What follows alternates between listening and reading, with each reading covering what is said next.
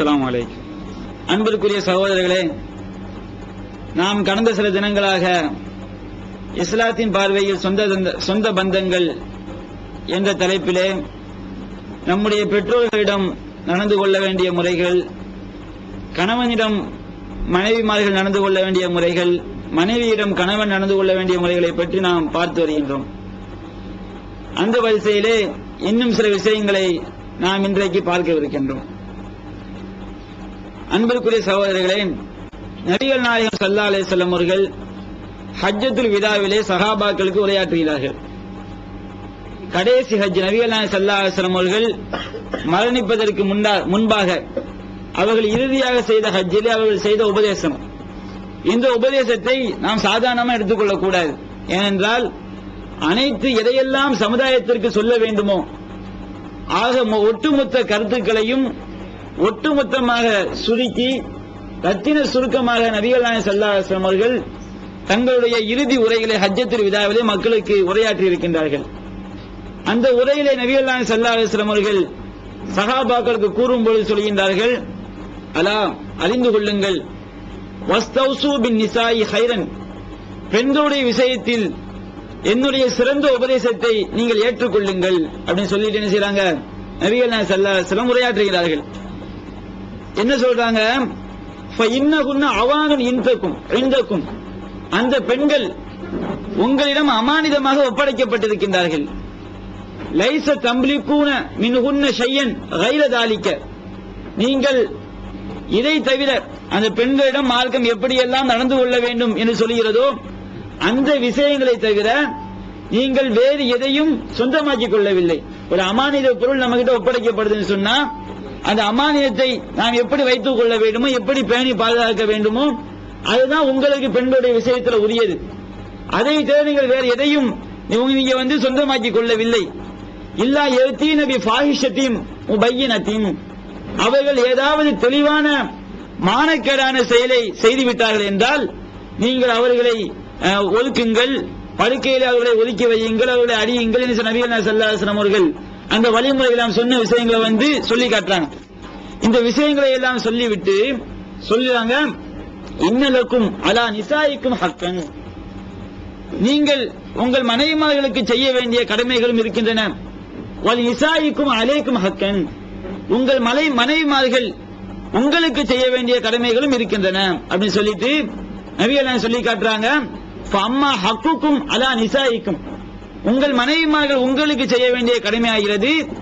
பலா யூதீன புருஷக்கும் மன் தக்ரோஹூன, நீங்கள் யாரை வெறுக்கின்றீர்களோ அவர்களை உங்களுடைய அறைகளுக்குள் அவரை அனுமதிக்க கூடாது.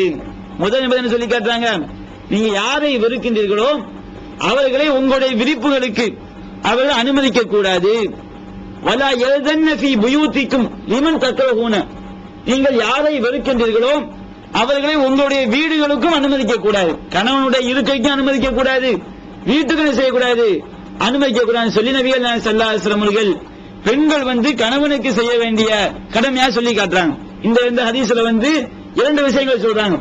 ஒன்று கணவனுக்கு வீட்டில் இருக்கைகள் இருக்கும், அறைகள் இருக்கும், அந்த அறைகளுக்குள் கணவன் வெறுக்கக்கூடிய யாரையும் செய்யக்கூடாது, உள்ளக்க அனுமதித்து விடக்கூடாது.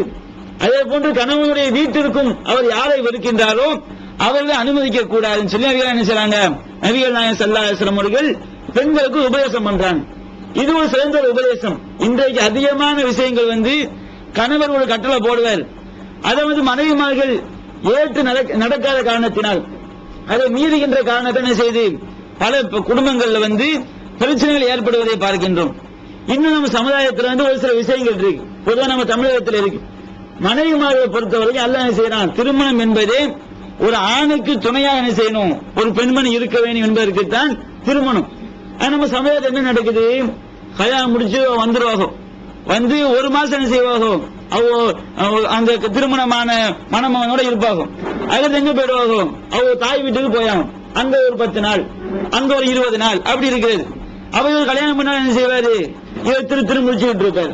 இந்த மாதிரி என்ன செய்ய சமுதாயத்தில் நடக்குது. பெண்கள் தாய் வீட்டிற்கு செல்வதை அங்கு இருப்பதை செய்றாங்க, அதை வாடிக்கையாக்குறாங்க.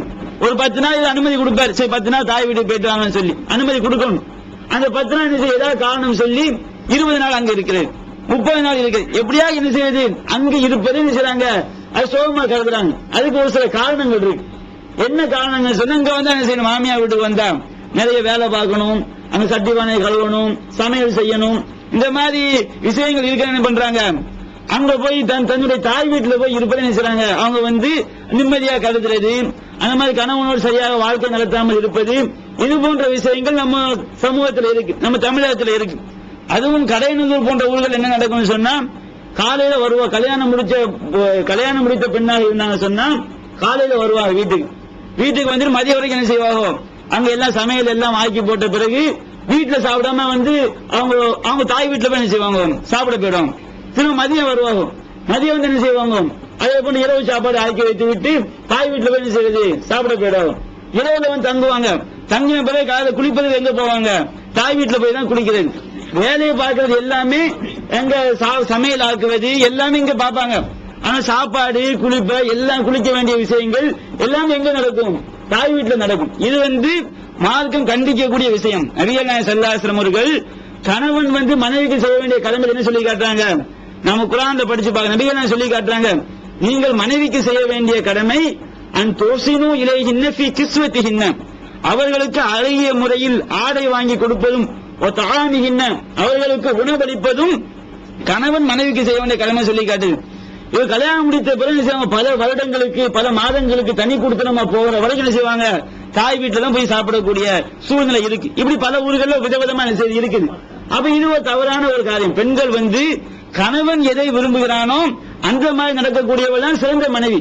அவள் கணவனை விட்டு பிரிந்து என்ன செய்வது, தாய் வீட்டுல போய் பல மாதங்களுக்கு இருக்கிறது, இந்த கணவரோடு வாழ்க்கை நடத்தாமல் இருப்பது, இது வந்து நல்ல மனைவிக்கு என்ன கிடையாது, இது இலக்கணம் கிடையாது. இது வந்து கணவன் வெறுக்கக்கூடியவரை என்ன செய்யக்கூடாது, நடந்து கொள்ளக்கூடாது. இது வந்து பெண்கள் கவனத்துல வந்து கொள்ள வேண்டிய முக்கியமான விஷயம். அதே போன்று நபிகள் நாயகம் காலத்துல வந்து கணவர் ஏழையா இருப்பாரு, மனைவி பணக்காரங்களா இருப்பாங்க. அப்படி மனைவி பணக்காரங்களா இருந்தாலும் சரி, அவங்க காசை வந்து கணவர் வாங்கி செலவு பண்ண அவசியம் கிடையாது. இவங்க என்ன செய்யணும், சம்பாதிச்சு கொடுக்கணும். ஒரு சில நேரங்களில் வந்து எப்படி அமைஞ்சிருக்குன்னு சொன்னா, மனைவியே கணவருக்கு என்ன செஞ்சிருக்காங்க, தர்மம் செஞ்சிருக்காங்க, சக்காத்து கொடுத்திருக்காங்க. நபிகள் நாயகம் ஸல்லல்லாஹு அலைஹி வஸல்லம் நம்ம சொன்னோம், நபிகள் நாயகம் ஸல்லல்லாஹு அலைஹி வஸல்லம் சொன்னாங்க, பெண்களே அதிகமாக தர்மம் செய்யுங்கள், உங்களை நரகத்தில் அதிகமாக பார்த்தேன்னு சொல்லும் பொழுது ஏன் சொல்லி பெண்கள் கேட்கிறாங்க. அப்ப நபிகள் நாயகம் ஸல்லல்லாஹு அலைஹி வஸல்லம் அவர்கள் 3 காரணங்கள் சொல்லி காட்டினாங்க. அந்த சம்பவம் முடிந்த பிறகு ஜைனப் ரலியல்லாஹு அன்ஹா, இவங்க இப்னு மஸ்ஊத் ரலியல்லாஹு அன்ஹுடைய மனைவி, ரசூலுல்லாஹ்வுடைய மனைவி ஜைனப் இருக்காங்க. இந்த ஜைனப் வந்து இப்னு மஸ்ஊத் ரலியல்லாஹு அன்ஹுடைய மனைவி. இவங்க என்ன பண்றாங்க, வீட்டுல போய் தர்மம் செய்வதற்காக அவங்களுக்கு நகை இருக்கு, அவர்களுக்கு சொத்து இருக்கு, மனைவியுடைய சொத்து மனைவி சொத்தாக இருக்கணும், கணவனுக்கு அல்ல எந்த பாத்தியதையும் கிடையாது. அவங்க அல்ல ஜக்காத்து கொடுப்பாங்க, அவங்க அல்ல தர்மம் செய்வாங்க. இன்றைக்கு நம்ம நிலைமை எப்படி இருக்குது, மனைவி சொத்துனா தான் சொத்து மாதிரி நம்ம என்ன செஞ்சுக்கிறோம், நம்ம சமுதாய நிலைமை இருக்கு. அப்படி கிடையாது. கணவனுடைய சொத்து கணவன் சொத்து தான், மனைவி சொத்து மனைவி சொத்து தான்.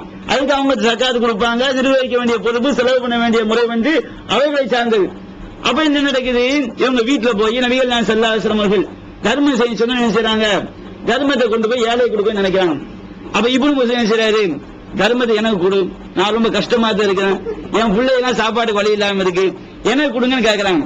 அப்ப ஜைனப் ரலியல்லாஹு யோசிக்கிறாங்க, எப்படி நம்ம தர்மம் நம்ம கணவருக்கு கொடுக்குறோம், திரும்ப எங்க வரும், இவங்க சாப்பிடுற மாதிரி வரும். ஏன்னா கணவர் யாருக்கு செலவு பண்ணுவாரு, மனைவிக்கு செலவு பண்ணுவாரு, பிள்ளைக்கு செலவு பண்ணுவாரு.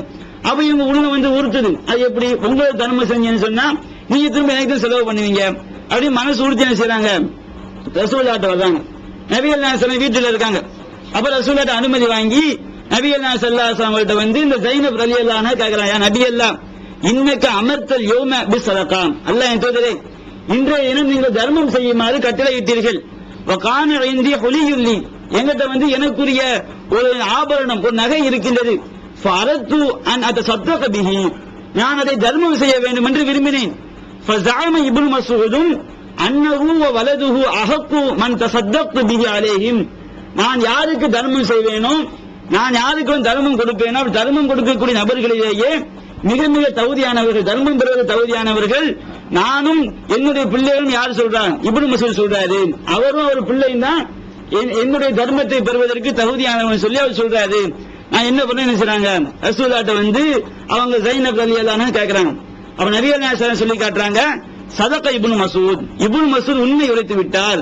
ஜௌஜுகி வ வலதுகி, அஹக்குமன் தஸத்தக்து பிஹி அலைஹிம், உன்னுடைய கணவரும் உன்னுடைய பிள்ளைகளும் தான் நீ யாருக்கு தர்மம் செய்வாயோ அதற்கு மிக தகுதியானவன் சொல்லி நபிகள் நாயகம் ஸல்லல்லாஹு அலைஹி வஸல்லம் சொல்லி காட்டாங்க. அவ கணவர் ஏழையா இருந்து மனைவி பணக்கார குடும்பமா இருக்காங்க, அவன் நிறைய சொத்து இருக்குன்னு சொன்னா அவன் தர்மம் செய்வதற்கு கணவருக்கு அவங்க என்ன செய்யலாம், தர்மம் செய்யலாம். இது இன்னொரு படிப்பினை இருக்குது. மனைவியுடைய சொத்துல கணவருக்கு என்ன கிடையாது, எந்த உரிமையும் கிடையாது விளங்குது. அதே மாதிரி மனைவி எவ்வளவு பணக்காரங்களா இருந்தாலும் இவர் ஏழையாக இருந்தாலும் அவங்க சம்பாதிச்சு போட வேண்டிய பொறுப்பு யாருக்கிட்டே இருக்கு, கணவர்கிட்ட இருக்கு. அவங்க பணக்காரங்க இருந்ததுனால அவங்க காசை பயன்படுத்த உதவக்கூடாது. அவங்க பணக்காரங்களா இருந்தாலும் அவங்களுக்கு உணவளிப்பது, நல்லபடியா வாழ்க்கை நடத்துவது இது கணவனுடைய பொறுப்பு தான். இதை ஒரு படிப்பு நமக்கு என்ன செய்யுது, இந்த சம்பவம் சைனப் ரலியல்லாஹு அன்ஹு அவங்களுடைய வாழ்க்கை இந்த மாதிரி பெண்களுக்கு ஒரு படிப்பினை அமையுது. அதே போன்று கணவர் 2 கல்யாணம் பண்ணாங்க வச்சுக்கிறீங்க, இது மனைவி மகளுக்கு பிடிக்காது.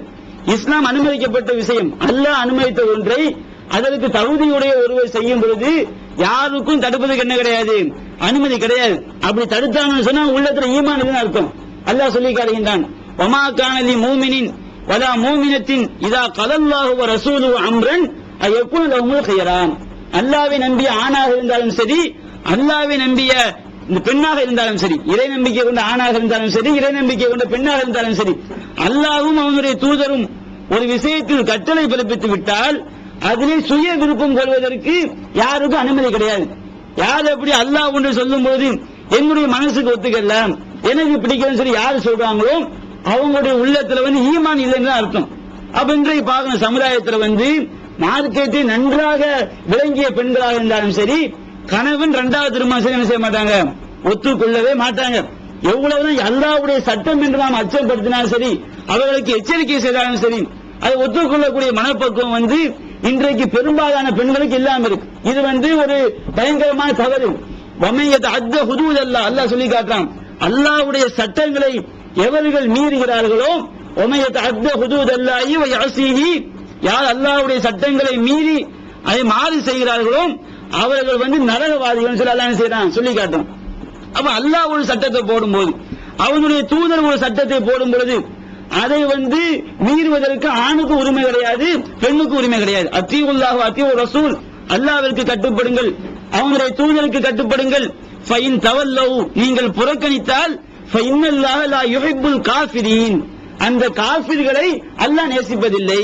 இந்த குர்ஆன் ஹதீஸை கட்டுப்படாம இறை சட்டங்களுக்கும் இறை தூதருடைய சட்டங்களுக்கு கட்டுப்படாம இருக்காங்க பாருங்க, அவர்களை நபிகள் நாயகம் ஸல்லல்லாஹு அலைஹி வஸல்லம் அவர்கள் காஃபிர்கள் என்று சொல்லி காட்டுறாங்க. அப்ப இந்த அளவுக்கு மார்க்கம் சொல்லி காட்டும் பொழுது இந்த திருமணம் என்பது ஒரு கணவர் அவர் தகுதியாக இருக்கும் பொழுது, அவருடைய செல்வ வசதி இருக்கும் பொழுது 2-3 பெண்களை திருமணம் செய்வது என்பது மார்க்கம் அனுமதித்த ஒன்று. அவன் இன்றைய பெண்கள் என்ன செய்றாங்க, மறுக்கிறாங்க. இந்த மாதிரி 2-3 திருமணம் இருக்கு பாருங்க, இதுதான் இன்றைய உலகத்திற்கு நியாயமானதும் கூட, இன்றைய உலகத்திற்கு அதுதான் பொருத்தமானதும் கூட. பொதுவாக பெண்களோட எண்ணிக்கை என்ன செய்யுது, அதிகமா இருக்கு. பெண்களோட எண்ணிக்கை அதிகமா இருப்பதை பார்க்கின்றோம். அப்போ ஆண்களோட எண்ணிக்கை கம்மியா இருக்க பார்க்கிறோம். இன்றைய வரதட்சணை கொடுமையா அதிகமா இருக்குது. ஒரு மாப்பிள்ளை மார்கள் இருக்கிற அளவுக்கு பெண்கள் இருக்கின்ற அளவுக்கு மாப்பிள்ளை எண்ணிக்கை கம்மியா இருக்கு. அது என்ன செய்றாங்க, வரதட்சணையை ஏதாவது ஒரு மாப்பிள்ளை கிடைச்சான்னு வச்சுக்கோங்க, அவர் படிக்காத மாப்பிள்ளையா இருந்தா அவருக்கு 1 லட்சம் ரூபாய், படிச்ச பிஎஸ்சி எம்எஸ்சி இன்ஜினியரா இருந்தா அவருக்கு 2 லட்சம் 3 லட்சம், இந்த மாதிரி ஏன் எண்ணிக்கை கூடுது, மாப்பிள்ளைமாரோட எண்ணிக்கை கம்மியா இருக்கு, ஆண்களோட எண்ணிக்கை குறைவா இருக்குது. அதனால என்ன செய்றாங்க, காசு கொடுத்து மனம் சந்தையில விலை பேசுற மாதிரி மாப்பிள்ளை மகளை விலை பேச பார்க்கிறோம். அப்ப இந்த வரதட்சணை கொடுமைக்கு ஒரு காரணம் பெண்களுடைய எண்ணிக்கை அதிகமா இருப்பது. ஒவ்வொருவரும் 2-3 திருமணம் செஞ்சுதான் வச்சுக்கோங்க. அந்த மாதிரி மனப்போக்கம் நாமும் வளர்த்துக் கொள்ள வேண்டும். தகுதியான ஒருவருக்கு நாம் 2வது திருமணம் செய்து கொடுப்பது முன்வர வேண்டும். அப்படி விட்டோம் என்றால் இந்த வரதட்சணை கொடுமையை ஈஸியான செஞ்சிடலாம், ஒழிச்சிட முடியும். நம்ம சில விஷயங்கள் நாம் பின்பற்றாமல் இருக்கின்றோம், நம்முடைய தவறும் இருக்கு. நாம் அல்லாஹ்வுடைய சட்டங்களை மதிக்காமல் இருக்கிற காரணத்தினால்தான் நமக்கு பிரச்சனைகள் கூடுது. வரதட்சணையை ஒழிப்பதற்கு ரொம்ப ஈஸியான வழிமுறைகள் நிறைய இருக்கு. அது நாம் அல்லாஹ்வுடைய சட்டங்களை பின்பற்றாமல் இருக்கிறோம். அதன் காரணமாக என்ன செய்து இது போன்ற கொடுமைகளை நாம் அனுபவிக்க நேரும். அப்ப வரதட்சணையை ஒழிப்பதற்கு சிறந்த வழி, ஒரு ஆள் என்ன செய்யலாம், 2-3 பெண்களை திருமணம் தகுதி இருந்தால், தகுதி இல்லாமல் செஞ்சிடக்கூடாது. அல்லாஹ் நபிகள் நாயகம் ஸல்லல்லாஹு அலைஹி வஸல்லம் அவர்கள் முதல் திருமணம் செய்வதற்கு சொல்லி காட்டுறாங்க, யா மாஷர ஷபாப், இளைஞர்களை மனிஸ்ததா மின்குமுல் பா, உங்களை யார் செல்வ வசதியை பெற்றிருக்கிறாரோ, உடல் தகுதி மட்டும் கிடையாது, செல்வ வசதியை பெற்றிருக்கிறாரோ ஃபல்யதஸவ்விஜ், அவர் என்ன செய்யட்டும், திருமணம் செய்து கொள்ளட்டும் சொல்லி காட்டுறாங்க. அப்ப செல்வ வசதி அவசியம். அப்ப யாருக்கு தகுதி இருக்குதோ அவங்க வந்து திருமணம் செய்யறத மார்க்கம் அனுமதிக்கும். அப்ப இப்படி அனுமதிக்கும் பொழுது இன்றைக்கு அதிகமான பெண்களுக்கு இதை ஒத்துக்கொள்ளக்கூடிய மனப்போக்கம் இல்லாம இருக்கிற பார்க்கணும். அப்ப இந்த மாதிரி பெண்கள் எல்லா பெண்களுமே போதிய பெண்களாக இருந்தாலும் சரி, மார்க்க தெரிஞ்சிருப்பாங்க பாருங்க, அவர்களுக்கு இது ஒத்துக்கொள்ளக்கூடிய மனப்போக்கம் இல்ல. அவ இது நம்ம உள்ளத்துல ஈமான் இல்லை என்பதற்குரிய அடையாளம். அல்லாஹ் ஒரு சட்டத்தை போடும்போது, அவனுடைய தூதர் ஒரு சட்டத்தை போடும்போது அதை மீறுவதற்கு யாருக்கும் அதிகாரம் கிடையாது. என்னுடைய மனதுக்கு இப்படி யார் தன்னுடைய மனோ இச்சையை கடவுளாக்கி கொண்டானோ அவன் நரகவாசின்னு சொல்லி காட்டுறான். அவன் மனோ இச்சைக்கு அந்த எந்த விதமான வேலையும் கிடையாது. அவ இன்றைக்கு மனோ இச்சையை கடவுளாக்கக்கூடிய நிலையை பார்க்கிறோம். இந்த நிலையை பெண்கள் கண்டிப்பாக மாற்றிக்கொள்ள வேண்டும். இது மார்க்கம் அனுமதித்த ஒன்றும் செய்யக்கூடாது, அதற்கு எதிராக பேசுவது கூடாது. நபிகள் நாயகம் ஸல்லல்லாஹு அலைஹி வஸல்லம் அவர்கள் சொல்லி காட்டுறாங்க. என்ன சொன்னா, புகாரில 5152 ஹதீஸ் பதிவு செய்யப்பட்டிருக்கு. ஒரு கணவர் 2 திருமணம் செய்திருக்கும் பொழுது ஒரு மனைவி என்ன பண்றது, லா யஹில்லு இம்ராத்தின், ஒரு எந்த ஒரு பெண்ணிற்கும் தகுதி கிடையாது, தஸ்அலு தலாக உக்தியா, தன்னுடைய சகோதரியை தன்னுடைய கணவர் தலாக் விட வேண்டும். சகோதரி சொன்னா கூட பெண் சகோதரி கிடையாது. ஒரு கணவர் 2 பெண்களை கல்யாணம் பண்ணிருக்காரு. அவ ஒரு பெண் என்ன பண்றா, இன்னொரு பெண் இன்னொரு மனைவி இருக்காங்க பாருங்க, அவளை தலாக் விட வேண்டும் என்று தன்னுடைய கணவரிடம் கோருவது எந்த பெண்ணுக்கு என்ன கிடையாது, அனுமதி கிடையாது. ஏன் இந்த மாதிரி தலாக் விட சொல்றாங்க, லிதஸ்தஃப்ரிக சுஃபதஹா, அவளுடைய பாத்திரத்தை காலியாக்கணும். ஒரு பொம்பளை தலாக் விட்டா வச்சுக்கிறீங்க, இவன் மட்டும் என்ன செஞ்சிருவா, மனைவி ஆயிருவா. அப்ப இவங்க மட்டும் மனைவி ஆயிட்டாங்க சொன்னா கணவர் சம்பாதிக்கிற சொத்து எல்லாம் யாருக்கு வரும், தனக்கு சேரும், 2 பக்கம் பங்கு போகாது. எப்படி நினைத்தது, மற்றொரு சகோதரருடைய பாத்திரத்தை காலி பண்ணிவிட்டு எல்லாத்தையும் தான் அனுபவிக்க வேண்டும் என்று விரும்பி எந்த ஒரு பெண்ணும் தன்னுடைய கணவர் தலாக் விட வேண்டும் என்று இன்னொரு மனைவியை தலாக் விட வேண்டும் என்று கோருவது கூடாது. இவ எவ்வளவுதான் சொன்னாலும் இவருக்கு என்ன கிடைக்கும், இன்னமா லகா மா குத்திர லகா, இவர் இந்த பெண்ணிற்கு என்று எதை அல்லாஹ் விதித்திருக்கின்றானோ அதுதான் அவங்களுக்கு கிடைக்கும். இதை விட வேற எதுவும் கிடைக்காது. நீங்க ஒரு கணவரை வற்புறுத்தி ஒரு பெண்ணை தலாக் விட வச்சாலும் அல்லாஹ் உங்களுக்கு எதை கிடைக்க வேண்டும் நாடி இருக்கின்றானோ அதுதான் உங்களுக்கு கிடைக்குமே தவிர வேற எதுவும் செய்யாது, உங்களுக்கு கிடைக்க நபிகள் நாயகம் ஸல்லல்லாஹு அலைஹி வஸல்லம் அவர்கள் சொல்லி காட்டுறாங்க. அப்ப இன்றைக்கு சமுதாயத்தில் 2வது திருமணம் செய்வதை பொருந்தாத பெண்களும் இருக்கிறாங்க. அப்படியே திருமணம் பண்ணா வச்சுக்கோங்க, தலாக் விடுற வரைக்கும் கணவரோடு ஒழுங்காக வாழ்க்கை நடத்த பெண்களும் இருக்கிறாங்க. இதுவெல்லாம் மார்க்கத்திற்கு முழுக்க முழுக்க முழுக்க மாற்றமானது. இந்த மாதிரி நிலையில் பெண்கள் இருந்தாங்கன்னு சொன்னா மறுமையுடைய வாழ்க்கை என்ன செஞ்சிடும், நாசமா போயிடும். மறுமையுடைய வாழ்க்கைக்கு மிகப்பெரிய நஷ்டத்தினை செய்யும், இது ஏற்படுத்தும். ஆக மொத்தத்தில் மனைவிமார்கள் கணவனும் எப்படி நடந்து கொள்ள வேண்டும் என்பது பற்றிய விஷயங்களை நாம் ஓரளவிற்கு முழுமையாக பார்த்து விட்டோம். அடுத்து சொந்த பந்தங்கள்ல மிக முக்கியமாக சொன்னா உறவுகள், சொந்தக்கார உறவுகள், கணவன் மனைவி பெற்றோர்கள் மற்ற எல்லாம் ஏதோ ரத்த பந்தங்கள் இருக்கிறாங்க, ரத்தமில்லாத பந்தங்கள் செய்றாங்க இருக்கிறாங்க. இந்த பந்தங்கள் நாம் எப்படி நடந்து கொள்ள வேண்டும், அல்லாஹ் தஆலா நாம் ஒவ்வொரு பயான்லையும் சொல்லுவோம். இந்த சூரத் நிசாவுடைய முதல் வசனம் அல்லாஹ் சொல்லுகிறான், வத்தகுல்லாஹ அல்லதி தஸாஅலூன பிஹி வல் அர்ஹாம், அல்லாஹ்வை எந்த இறைவனை கொண்டு நீங்கள் ஒருவருக்கொருவர் கேட்டுக் கொள்வீர்களோ அந்த இறைவனையும், வல் அர்ஹாம் எந்த இரத்த பந்தங்களை கொண்டு ஒருவருக்கொருவர் நீங்கள் கேட்டுக் கொள்வீர்களோ அந்த இரத்த பந்தங்களையும் நீங்க அஞ்சிக் கொள்ளுங்கள். அல்லாஹ் எச்சரிக்கை விடுறான். அல்லாஹ்வையும் பயந்துக்கிறீங்க, இரத்த பந்தங்களையும் பயந்துக்கிறீங்க. ஒரு ஆட்டம் தேவைக்காக என்ன செய்வோம், நான் உனக்கு சொந்தம் தானே அப்படின்னு கேட்போம், அல்லாஹ் தான் கொடுங்கன்னு கேட்போம். அவ இறைவனை கொண்டும் ஒருவருக்கொருவர் கேட்டுக் கொள்கின்றீர்கள். இந்த உறவை காரணம் காட்டி உங்க மச்சானா இருக்கும், சொந்த பந்தமா இருக்கிறோம், உங்க வாப்பா யாரு இப்படி இருந்தாரு, இறைவனை செய்யறோம், உறவை காரணம் காட்டி மக்கள் நம்ம கேட்கிறோம். அப்ப எந்த உறவை காரணம் காட்டி எந்த இறைவனை காரணம் காட்டி நீங்கள் ஒருவருக்கொருவர் கேட்டுக் கொள்வீர்களோ அந்த இறைவனையும் அஞ்சிக் கொள்ளுங்கள், அந்த உறவு இரத்த பந்தங்களையும் நீங்க அஞ்சிக் கொள்ளுங்கள். இன்னல்லாஹ கான அலைக்கும் ரகீபாம், அல்லாஹ் உங்களை கண்காணிப்பவனாக இருக்கிறான் சொல்லி அல்லாஹ் சொல்லுகின்றான். அதே போன்று எந்த அளவுக்கு சொன்னா நபிகள் நாயகம் இரத்த பந்தங்கள் எந்த அளவுக்கு பார்க்கணும் முக்கியத்துவம் சொல்லி, மக்காவில் உள்ள முஹாஜிர்கள் இருக்காங்க, பல முஹாஜிர்கள் இவங்க ஹிஜ்ரத் பண்ணி மதீனாவுக்கு வர்றாங்க. மதீனாவிற்கு வந்தவன் நபிகள் நாயகம் ஸல்லல்லாஹு அலைஹி வஸல்லம் அவர்கள் ஒப்பந்தத்தை ஏற்படுத்தி வைக்கிறாங்க, சகோதரத்துவத்தை ஏற்படுத்தி வச்ச அந்த உறவு எந்த அளவுக்கு சொன்னா, தம்பிக்கு அன்சார் சஹாபாக்கள் தம்பிக்கு கூட சொத்தை கொடுக்காம சொத்தை யாரு கொடுக்க ஆரம்பிச்சிடுறாங்க, அந்த மதீனாவிலிருந்து வந்த மக்காவிலிருந்து வந்த சஹாபாக்களுக்கு வாரி வழங்க ஆரம்பிச்சிடுறாங்க. அப்ப அல்லாஹ் வசனத்தை இறக்கி வைக்கின்றான். எப்படி இறக்கி வைக்கின்றான், உலுல் அர்ஹாமி இரத்த பந்தங்கள் தான் பாதுகும் அவுலா பி பாதின் ஃபி கிதாபில்லாஹ், அல்லாஹ்வுடைய விதிப்படி, அல்லாஹ்வுடைய எந்த அளவுக்கு அல்லாஹ் சொல்லி காட்டலாம் பார்க்கிறோம். அல்லாஹ்வுடைய விதிப்படி இரத்த பந்தங்கள் தான் ஒருவரை விட ஒருவர் மிக பொருத்தமானவர்கள், மிக தகுதியானவர்கள், மிக ஏற்றமானவர்கள். யாரை விட? மினல் முஃமினீன வல் முஹாஜிரீன், அல்லாஹ்வை நம்பிக்கை கொண்டவர்கள், ஹிஜ்ரத் செய்து வந்தவர்கள், இவர்களை விட அல்லாஹ்வுடைய விதியில் இரத்த பந்தங்கள் தான் ஏற்றமானவர்கள். அவர்கள் தான் முக்கியமாக அல்லாஹ் சொல்லி காட்டுறான். இரத்த பந்தம் இருக்கு பாருங்க, இவர் சஹாபாக்கள் முஹாஜிர்களுக்கு சொத்துக்களை கொடுக்கக்கூடிய அளவுக்கு அல்லாஹ் என்ன செய்யலாம், நீங்க சொத்துக்களை எல்லாம் கொடுத்துறாங்க, இவங்க தான் இரத்த பந்தம் இருக்காங்க பாருங்க, அதை விட இவங்க தான் ரொம்ப முக்கியம் சொல்லி அல்லாஹ் என்ன செய்கின்றான், திருமறை வசனத்தை இறக்கி வைக்கின்றான். அப்படி சொல்லிட்டு அல்லாஹ் சொல்லினா இல்லான் தஃபாது இலா அவுலியாயிக்கும் மஅரூஃபா, நீங்க நல்ல நியாயமான முறைப்படி சகோதரத்துவ முறையில் உங்களுக்கு நண்பரா வந்திருக்காங்களே அவர்களுக்கு நீங்கள் கொடுப்ப தவறு கிடையாது. அல்லாஹ் என்ன செய்கின்றான், இந்த வசனத்தை இறக்கி வைக்கிறான். அப்ப இரத்த பந்தங்கள் எந்த அளவுக்கு முக்கியத்துவமானது நம்ம என்ன செய்து விளங்குது. அதே போன்று இந்த சொந்த பந்தங்களை இணைச்சு வாழ்றோம். இன்றைக்கு நம்ம சமுதாயத்துல இந்த விஷயத்தை நாம் என்ன செய்யறோம், ரொம்ப பாராமுகமா இருக்கும். எப்படி பெற்றோர்களுக்கு மார்க்கம் ரொம்ப ரொம்ப வலியுறுத்தி சொல்லி காட்டுறோம். மார்க்கம்னா நம்ம ஏதோ சொல்லுவ நோன்பு இது மாதிரி எடுத்துக்கொள்ள கூடாது. வாழ்க்கையில் எல்லா அம்சமும் நம்ம என்ன செய்யணும், பின்பற்ற வேண்டும்.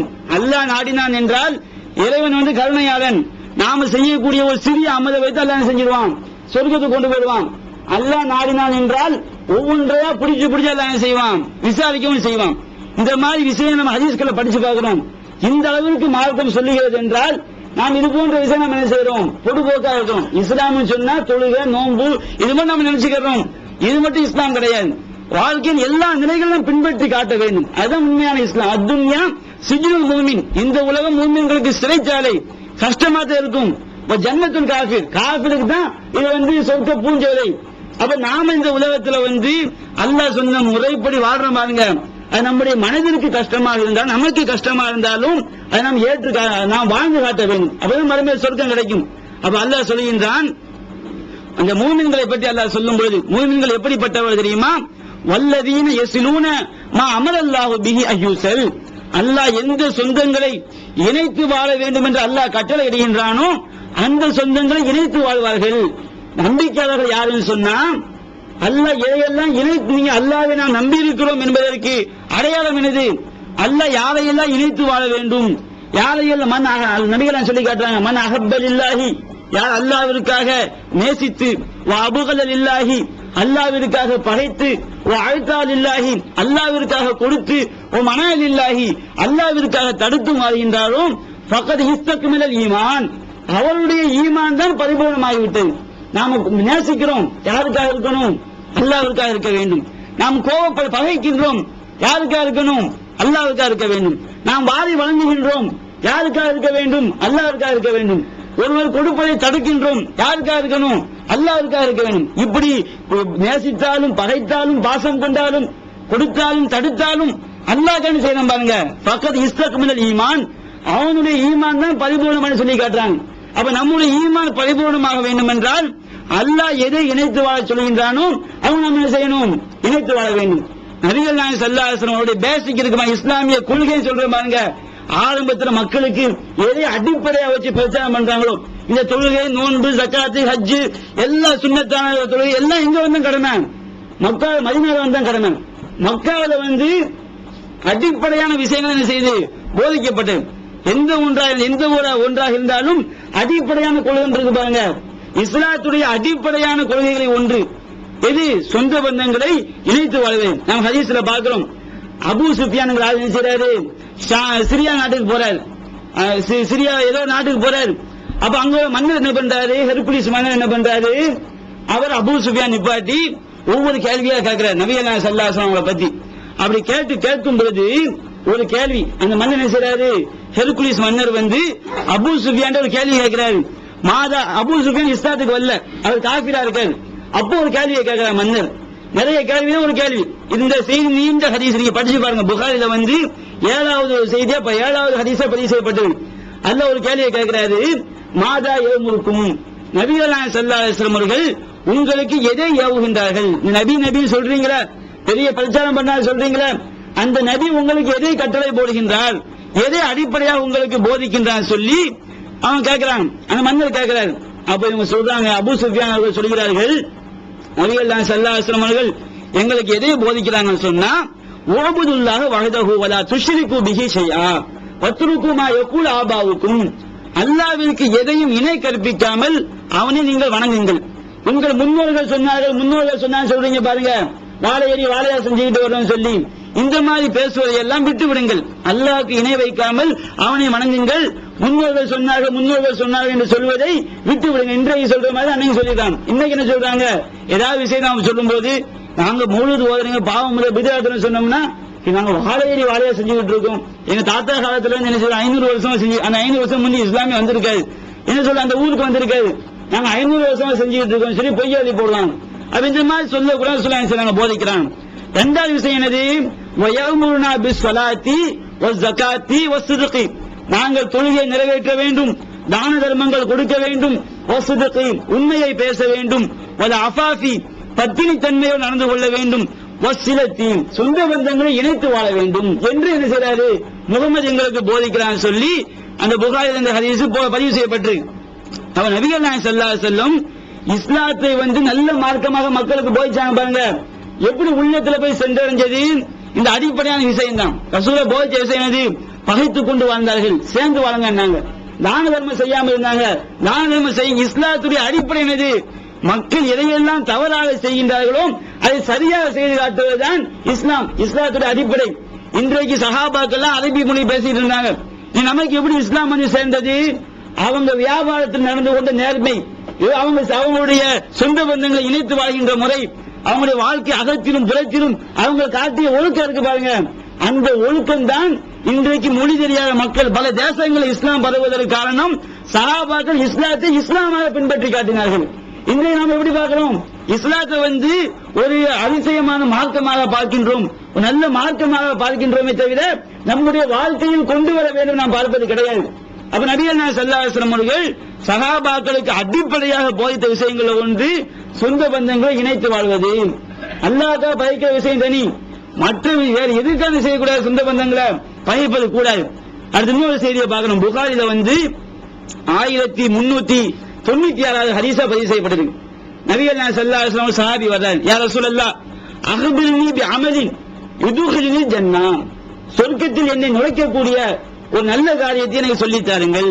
அவன் நபிகள் நாயகம் சொல்றாங்க, அவருக்கு சொல்றாங்க, தஅபுதுல்லாஹ வலா துஷ்ரிகு பிஹி ஷைஆ, அல்லாஹ்விற்கு இணை கற்பிக்காமல் நீ அவனை வணங்க வேண்டும், வ துகீமு ஸலாத் நீ தொழுகை நிலைநாட்ட வேண்டும், வ தூதி ஸகாத் ஸகாத்தை கொடுக்க வேண்டும், வ தஸிலு ரஹீம் நீ என்ன செய்ய வேண்டும், சொந்த பந்தங்களை இணைத்து வாழ வேண்டும். அதை கொண்டு வரா ஸகாத் தொழுகை, அல்லாஹ்க்கு இணை கற்பிக்காமல் இருப்பது, அந்த வரிசையை சொல்லி காட்டுறாங்க. சொந்த பந்தங்களை இணைத்து வாழ சொல்லி காட்டுறாங்க. அதே போன்று ஒரு சஹாபி, இந்த அம்ரு இப்னு அபஸா அஸ்-சுலமிங்க சஹாபி, இந்த செய்தி புகாரில 1374 ஹதீஸா பதிவு செய்யப்பட்டது. அவர் என்ன பண்றாரு, சில பௌத்தரிவாதிகள் இருப்பாங்க, இந்த இஸ்லாமே விளங்கியிருக்காரு, அந்த தௌஹீத் பிரச்சாரமே செய்யப்படாத காலத்துல சரியா வழிபாட்டை பார்த்தீங்கன்னா என்னடா கபரை போய் வணங்கிட்டு இருக்காங்க, என்ன இது பஜனை பாடின மாதிரி மௌலூத் ஓதிக்கிட்டு இருக்காங்க, இப்படி சிந்திச்சு ஒழுங்கினவங்க இருக்கிறாங்க. இந்த தௌஹீத் பிரச்சாரம் எல்லாம் வருவதற்கு முன்பாக சரியா வழிபாடு இந்த யானையை வச்சு சுத்திக்கிட்டு இருக்காங்க, இந்த மாதிரி செய்வாங்க, சிந்திச்சு இந்த அறிவுக்கு பொருந்தெரிய இந்த மாதிரி யோசித்து அதை விட்டு விலகி இருந்த மக்கள் இருக்கிறாங்க, அவங்க இஸ்லாம் போயிருக்கு. அந்த மாதிரி சஹாபி இவர் என்ன பண்றாரு, ரசூலுல்லாஹ் நபியாவதற்கு முன்பாகவே சிந்திக்கிறார், இந்த மக்கள் என்ன இவங்க சிலை வழிகேட்டில் இருக்கிறாங்க, இவங்க சிலைகளை வணங்குகிறார்கள் அப்படின்னு சொல்றாரு. அந்த சிலை வழிபாடு எல்லாத்தையும் வெறுத்து நபி வருவதற்கு முன்பாகவே, ரசூலுல்லாஹ் நபி என்று சொல்வதற்கு முன்பாகவே அதையெல்லாம் இவர் வெறுத்து மனசுல வெறுத்து வச்சிருக்காரு. இது வெறுத்து வைத்திருக்கும் பொழுது இவன் எதை வெறுக்கின்றாரோ அந்த கொள்கை மக்காவில போதிக்கப்படுது அப்படிங்கிற செய்தி என்ன செய்யுது, இந்த செய்தி அவருக்கு கிடைக்குது. உடனே நபிகள் நாயகம் ஸல்லல்லாஹு அலைஹி வஸல்லம் சொல்றாரு, பார்க்க வர்றாரு. நபிகள் நாயகம் ஸல்லல்லாஹு அலைஹி வஸல்லம் அவர்கள் சஹாபாக்களோட அமர்ந்திருக்கிறாங்க. அமர்ந்தோட ரசூலுல்லாஹ் மா அன்த நீ யாருங்கிறாரு. அவன் ரசூலுல்லாஹ் சொல்றாங்க, அன நபியும் நான் நபி அப்படிங்கிறாங்க. அவர் கேட்கிறார், ஒமா நபியும் நபினா யாரு அப்படின்னு கேட்கிறாங்க. அப்ப அரசுதனி எல்லாம் அல்லாஹ் என்ன செய்திருக்கின்றான், அனுப்பி வைத்திருக்கின்றான். அப்ப ஐயீஷின் அரசலக்க அல்லாஹ் எதற்காக உங்களை அனுப்பினான், நீங்க ஏதோ போதிக்கிறீங்கன்னு சொல்லி அந்த நபர் கேட்கிறாரு. அப்ப நபிகள் நான் சொல்றாங்க, முதல்ல அவருக்கு போதிக்க விஷயத்தை பார்க்கணும், அவருடைய உள்ளத்தை கவரக்கூடிய வகையில் நாம் ஒரு சில விஷயங்கள் நம்ம என்ன செய்வோம், தௌஹீத் கொள்கை பேசிக்கு மக்களுடைய உள்ளத்தை கவர்ந்து சில விஷயம் நாம் என்ன செய்வோம், முதல்ல சொல்லி காட்டும். அதனால நபிகள் நாயகம் ஸல்லல்லாஹு அலைஹி வஸல்லம் அவர்கள் அவருக்கு எதை சொல்றாங்க சொன்னா, அரசலனி பி சிலத்தில் அர்ஹாம் சொந்த பந்தங்களை இணைத்து வாழ வேண்டும் என்ற கொள்கையை போதிப்பதற்காக அல்லாஹ் என்னை அனுப்பி வைத்திருக்கின்றான். அடுத்து அவர் எதை விரும்புகிறாரு? சிலை வழிபாட்டை வெறுக்கிறார். அடுத்து கஸ்ரில் அவுசான், சிலைகளை உடைப்பதற்கு அல்லாஹ் என்னை அனுப்பி வைத்திருக்கின்றான். அல்லாஹ்விற்கு எதையும் இணை கற்பிக்காமல் அவனை வணங்க வேண்டும் என்ற கொள்கையை போதிப்பதற்காக அல்லாஹ் என்னை அனுப்பி வைத்திருக்கான்னு சொல்லி அந்த நபருக்கு என்ன செய்றாங்க? போதிக்கிறாங்க. அப்ப முதல் ஒரு நபருக்கு இஸ்லாம் சொல்லி கொடுக்கறாங்க. ஆர்வத்தோட வந்து கேட்கிறாரு. அவருக்கு எதை முதல்ல சொல்லி காட்டுறாங்க? சொந்த பந்தங்களை இணைத்து வாழ வேண்டும் என்று அல்லாஹ் எனக்கு போதித்திருக்கிறான். முதல்ல என்ன செய்றாங்க? சொந்த பந்தங்களை இணைத்து வாழ வேண்டும் கொள்கையை அவருக்கு சொல்லிக் கொடுக்கறாங்க. அடுத்து என்ன செய்றாங்க? சிலைகளை உடைக்க வேண்டும், அல்லாஹ்வுக்கு இணை கற்பிக்க, இது போன்ற விஷயங்களை வந்து அவைக்கு எடுத்து சொல்றாங்க. அவன் நபிகள் நாயகம் ஸல்லல்லாஹு அலைஹி வஸல்லம் அவர்கள் எந்த அளவிற்கு சொந்த பந்தங்களை இணைத்து வாழ்வதற்கு முக்கியத்துவம் கொடுத்தான்னு பார்க்கிறோம். அதே போன்று இன்னொரு செய்தி வருது. நபிகள் நாயகம் சொல்லி காட்டுறாங்க. புகாரில 6138வது ஹதீஸா பதிவு செய்யப்பட்டிருக்கு. மன் கான யூமினு பில்லாஹி வல் யௌமில் ஆகிர், யார் அல்லாஹ்வை நம்பி இருக்கிறாரோ, மறுமை நாளை நம்பி இருக்கிறாரோ, ஃபல் யஸில் ரஹிமஹு, நீங்க அல்லாஹ்வை நம்பி நீங்க சொன்னா மறுமையை நம்பியது உண்மையாக இருக்கும் என்றால் அவர் சொந்த பந்தங்களை இணைத்து வாழட்டும். அல்லாஹ்வை நம்பியதற்கும் மறுமையை நம்பி ஈமானுக்கு அடையாளம் எது? சொந்த பந்தங்களை இணைத்து வாழ்வதுதான் ஈமானுக்குரிய அடையாளமாக நபிகள் சொல்லி காட்டுறாங்க. அடுத்த இன்னொரு விஷயத்தை பார்க்கிறோம். இந்த செய்தி புகாரில் 2067 ஹதீஸா பதிவு செய்யப்பட்டிருக்கு. நபிகள் சொல்லி காட்டுறாங்க. மன் சர்ரஹு அய்யுபஸலஹு ஃபி ரிஸ்கிஹி அவ் யுன்ஸாலஹு ஃபி அஸ்ரிஹி ஃபல்யஸில் ரஹிமஹு, யாருடைய வாழ்வாதாரங்கள் செல்வங்கள் பெருக வேண்டும் என்று விரும்புகிறாரோ, நிறைய நீங்க செல்வம் பெருக நினைக்கிறீங்களா? நிறைய சம்பாதிக்க நினைக்கின்றீர்களா? அதே போன்று அவ் யுன்ஸாலஹு ஃபி அஸ்ரிஹி, தன்னுடைய ஆயுள் நீடிக்க வேண்டும் என்று யார் விரும்புகிறார்களோ ஃபல்யஸில் ரஹிமஹு, அவர் சொந்த பந்தங்களை இணைத்து வாழட்டும் சொல்லி நபிகள் நாயகம் ஸல்லல்லாஹு அலைஹி வஸல்லம் அவர்கள் சொல்லி காட்ட ஒரு செய்தியை பார்க்கிறோம். அப்ப இந்த அளவிற்கு மார்க்கம் வந்து சொந்த பந்தங்களை இணைத்து வாழ செய்து முக்கியத்துவம் கொடுக்கும். அதே போன்று இந்த சொந்த பந்தங்களை பகைச்சு வாழ்றாங்க பாருங்க, இதையும் மார்க்கம் என்ன செய்து கடுமையான முறையில் அல்லாஹ் வந்து கண்டித்து சொல்லி காட்டுகின்றான். சூரத்துல் பக்ராவுல 2வது அத்தியாயம் 27வது வசனத்தில் அல்லாஹ் கூறுகின்றான். அல்லதீன யன்குலூன அஹ்தல்லாஹி மின் பாதி மீசாக்கிஹி, பனி இஸ்ரவேலர்களை பற்றி அல்லாஹ் சொல்லும்போது இந்த பனி இஸ்ரவேலர்கள் எப்படிப்பட்டவர்கள் தெரியுமா? அல்லாஹ்விடம் வாக்குறுதி அளித்த பிறகு அதை முறித்தவர்கள். வயக்தஊன மா அமரல்லாஹு பிஹி அய்யூஸல, அல்லாஹ் எந்த சொந்த பந்தங்களை இணைத்து வாழ வேண்டும் என்று கட்டளையிட்டானோ அதை அவர்கள் துண்டித்து வாழ்ந்தவர்கள். வயுஃப்ஸிதூன ஃபில் அர்ள், பூமியிலே குழப்பம் செய்தார்கள். உலாயிக ஹுமுல் ஹாசிரூன், அவர்கள்தான் நஷ்டவாளிகள் சொல்லி அல்லாஹ் செய்கின்றான் சொல்லி காட்டுறான். அப்ப சொந்த பந்தங்களை வந்து துண்டித்து வாழக்கூடிய விஷயம் இருக்கு பாருங்க, இது வந்து இறைவன் மிகவும் கண்டித்து சொல்லக்கூடிய விஷயம். அதே போன்று புகாரில ஒரு செய்தியை பார்க்கிறோம். அல்லாஹ் தஆலா முத மனுஷனை படைக்கிறான். கலக்கல்லாஹுல் ஹல்க, அல்லாஹ் ஆதம் நபிய படைத்து முடிச்சவன காமத்து ரஹீம், உறவு எழுந்ததாம். உறவு எழுந்து பி ஹக்கி ரஹ்மான், அல்லாஹ்வுடைய கீழாடையை பிடித்துக் கொண்டது. உறவு எழுந்து செஞ்சான், அல்லாஹ்வுடைய கீழாடையை பிடித்துக் கொண்டு அந்த உறவு. அப்ப அல்லாஹ் கேட்டான், உனக்கு என்ன ஆச்சுன்னு கேட்கும் பொழுது அப்ப அந்த உறவு சொல்லிச்சான், ஹாதா மகாமுல் ஆயிதி பிக்கமில் கத்தியா, இறைவா உன்னை துண்டித்து உலகத்தில் வாழ்றாங்களா இல்லீங்களா, அவங்க திரும்பி வரக்கூடிய இடம் இதுதான் செய்து உறவு சொல்லிச்சான். அப்ப அல்லாஹ் சொன்னானா, அலா தல்லீன அன் அசிலுமன் வசலக்கி, உன்னையா இணைத்து வாழ்கின்றாரோ அவரை நானும் இணைத்துக் கொள்வேன். வாக்குத்தக மண் கத்தாக்கி, உன்னையால் துண்டித்து வாழ்கின்றார்களோ அவரை நானும் துண்டித்து வாழ்வேன். அல்லாஹ் செய்யறான். அந்த உறவுக்கு வந்து அல்லாஹ் உறுதிமொழி கொடுக்கின்றான். அப்ப அந்த உறவு சொல்லிச்சான், பலா யா ரப், இது இறைவா அப்பனா சரிதான், கால ஃபதாக்க, இதுதான் உனக்குரிய சொல்லி அல்லாஹ் சொன்னான் என்று இந்த செய்தி புகாரில 4832 ஹதீஸ் செய்யப்பட்டிருக்கு, பதிவு செய்யப்பட்டிருக்கு. அப்ப உறவுகளை துண்டித்து வாழக்கூடாது. இன்று நம்ம சமுதாயத்தில் பார்க்கணுமா இல்லீங்களா? பஞ்சாயத்து பண்ண போனாலும் சரி, இவர் சொல்லுவாரு, நான் எழுதி தந்ததுதான், நீங்க எனக்கு அண்ணன் கிடையாது, நீங்க எனக்கு என்ன கிடையாது, தம்பி கிடையாது, எழுதி கொடுத்த ஆட்கள் இருக்கிறான், அவன் எனக்கு செய்ய முடியாது. ஒரு ஜான் நிலத்துக்கு ஒரு ஜான் நிலம் இருக்கு பாருங்க, வீட்டு மன விஷயம், இதுக்கு எத்தனை அண்ணன் செய்யறாங்க, குத்திக்கிட்டு சண்டை போடுறத பார்க்கணும். காலங்காலமா அதற்காக சண்டையிடக்கூடிய குடும்பம் நான் பார்த்திருக்கிறோம். அப்ப இந்த அளவு சமுதாயத்துல வந்து அண்ணன் தம்பி உறவு இருக்கு பாருங்க. அண்ணன் என்ன பாட்டு கூட படிச்சிருக்கான், அண்ணன் என்னடா தம்பி என்னடா அவசரமான உலகத்திலே, என்ன அண்ணன் இந்த அளவுக்கு அண்ணன் தம்பி, அண்ணனும் கிடையாது தம்பியும் கிடையாது, எல்லாம் இது. இந்த மாதிரி உறவுகளை வந்து சுட்சமாக மதிக்கின்ற விஷயங்களை நம்ம பார்க்கணும். எல்லாருமே அண்ணன் தம்பிக்குள்ள பகை இருப்பதை பார்க்கின்றோம். அவன் மார்க்கம் என்பதை சொல்லி காட்டுது, யாரு வந்து சொந்த பந்தங்களை துண்டித்து வாழ்கின்றார்களோ அவங்க என்ன செய்ய முடியாது, சொர்க்கம் போக முடியாது சொல்லி நாம் ஹதீஸ்கள்ல பார்க்கணும். அதே போன்று முஸ்லிம்ல வந்து இன்னொரு செய்தி பதிவு செய்யப்பட்டிருக்கிறது. நபிகள் நாயகம் ஸல்லல்லாஹு அலைஹி வஸல்லம் சொல்லி காட்டுறாங்க, அர் ரஹிமு முஅல்லகத்துன் பில் அர்ஷ், ஒத்த உறவு இருக்குப்பாங்க, ஒத்த உறவு அது அரிசை பிடித்து தொங்கிக் கொண்டிருந்ததாம். அப்போ அல்லாஹ் சொன்னானா, மண் வசலனி, அப்ப அந்த உறவு அரிசை பிடித்து தொங்கிக் கொண்டு அந்த உறவு சொன்னதாம், மண் வசலனி, என்னை எவன் இணைத்து வாழ்கின்றானோ வசலகுல்லா, அல்லாஹ் அவனை இணைத்துக் கொள்வான். ஒமன் கதானி, என்னை எவன் துண்டித்து வாழ்கின்றானோ அவனை கத்தகுல்லா, அல்லாஹ் துண்டித்து. என்ன அர்த்தம்? என்ன அர்த்தம்? அல்லாஹ் துண்டித்து விடுவான்னு சொன்னா நாம எங்க போய் சேருவோம்? நரகத்துல போய் சேரும். அப்ப இந்த மாதிரி உறவை இணைத்து வாழ்வதற்கு மார்க்கம் செய்து முக்கியத்துவம் கொடுக்கு. அதே போன்று 5984 செய்தியா பதிவு செய்யப்பட்டிருக்கிறது, லா யதுகுல் ஜன்னத காத்திஉன், உறவை துண்டித்து வாழ்பவன் சொர்க்கம் போக மாட்டான் அப்படி வருது. அதே போன்று இன்னொரு செய்தியை பார்க்கிற அகமதுல பதிவு செய்யப்பட்டிருக்கு, ஒவ்வொரு வாரமும் வியாழக்கிழமை வெள்ளிக்கிழமை இரவு இருக்கு பாருங்க, வெள்ளிக்கிழமை நாளைக்கு நைட்டு, வியாழக்கிழமை நம்ம கணக்குப்படி வியாழக்கிழமை முடிஞ்சு வெள்ளி வருது பாருங்க, விடிந்தால் வெள்ளி, அந்த இரவுல நம்முடைய அமல்கள் எல்லாம் அல்லாஹ்ட்ட எடுத்து காட்டப்படுமா. இன்னும் அழமால பனி ஆதமுடைய மக்களின் அமல்கள் எல்லாம் தோழலு குல்ல ஹமீஸின் லைலத்துல் ஜும்ஆ, ஒவ்வொரு 5 வியாழக்கிழமையும் வெள்ளிக்கிழமை இரவு அல்லாஹ் என்ன செய்யப்படுமா, எடுத்து காட்டப்படுமா. அப்போ ஃபலா யுக்பலு அமலு காத்திரி ரஹிமின், எல்லாருடைய அமலும் ஏற்றுக்கொள்ளப்படுமா. நாம செய்த நல்ல காரியங்கள் இருக்கு பாருங்க, எல்லா நல்ல காரியங்களும் அல்லாஹ் எடுத்து காட்டப்படும். அல்லாஹ் எல்லாவற்றையும் ஏற்றுக்கொள்வானாம், எதை மட்டும் ஏற்றுக்கொள்ள மாட்டானாம், எவன் சொந்த பந்தங்களை துண்டித்து, நாம தொழுதாலும் சரி, நோன்பு வச்சாலும் சரி, நோன்பு வைக்கிறோம் ரமதான் மாசம், ஹஜ்ஜுக்கு போக போறோம், உம்ராவுக்கு போக போறோம், இன்னும் எவ்வளவு நல்ல காரியங்கள் செய்யறோம், ஒவ்வொரு வியாழக்கிழமையும் செய்யும், அல்லாஹ் நாம தொழுகை எடுத்து காட்டப்படும், நாம வைத்து நோன்பு எடுத்து காட்டப்படும், நாம செய்ய தர்மம் அல்லாஹ் எடுத்து காட்டப்படும். அது அல்லாஹ் ஏற்றுக்கொள்ளப்படாது. எப்ப ஏற்றுக்கொள்ளப்படாது? அல்லாஹ் பாப்பான், இவர் ஏதாவது அண்ணன் தம்பியை பகைச்சிருக்காரா, ஆமா இவரோட பகையா இருக்குது, அப்ப நிறுத்தி வைக்கப்பட்டோம். நமக்கு அல்லாஹ் ஏற்றுக்கொள்ள மாட்டான், நம்ம தொழில் ஏற்றுக்கொள்ளப்படாது. நம்ம எங்கேயாவது அக்கா தங்கச்சியை பகைச்சிருப்போம், அப்ப நம்ம தொழில் ஏற்றுக்கொள்ளப்படாது, நம்ம சில அமல்கள் ஏற்றுக்கொள்ளப்படாது. சொந்த பந்தங்களை பிள்ளையை பகைச்சிருப்போம், இந்த மாதிரி பகை இருந்துன்னு வச்சுக்கிறீங்க, அல்லாஹ் என்ன செய்யப்படாது, நம்முடைய அமல்கள் ஏற்றுக்கொள்ளப்படாது சொல்லி நபிகள் நாயகம் ஸல்லல்லாஹு அலைஹி வஸல்லம் சொல்லி காட்டுறாங்க.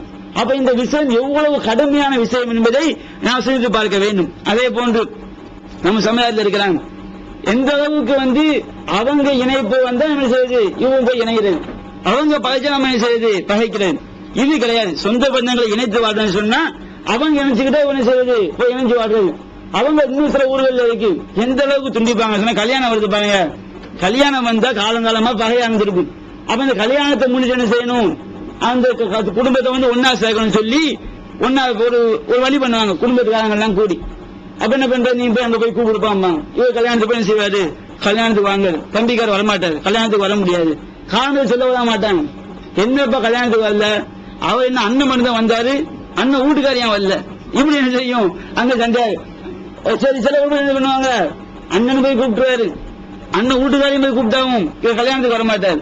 அப்ப காரணம் சொல்லவே மாட்டாங்க. கல்யாணம்லாம் முடிஞ்சவோ பாப்பாவோ, கல்யாணம் எப்படா முடியுதுன்னு பார்த்து செய்வாவோ, கல்யாணம் முடிஞ்சவன நான் ஏன் வரல தெரியுமா, எங்க அண்ணன் வந்தாரு, எங்க அண்ணி மாப்பிள்ளக்காரன் வரல அப்படின்னு சொல்றது. இந்த மாதிரி சொல்றத பாக்கணும். ஒரு வீட்டுல போய் ஒரு தடவை சொந்த பந்தம் முக்கியத்துவம் கொடுத்து ஒரு தடவை அழைத்தாலே போய்விட வேண்டும். சொந்தம் இணைத்தவை மார்க்கம் சொல்லி காட்டுது. இவங்க பண்ணக்கூடிய பிகுவை பார்த்தோம்னு சொன்னா என்ன செய்யும், கடுமையா இருக்கும். அந்த மாதிரி இந்த வெளிநாட்டுல இருந்து வர்றாங்க பாருங்க, வெளிநாட்டுல இருந்து சில குடும்பங்கள் எங்க உள்ள கடுமை சர்வசாரமா நடக்கும்.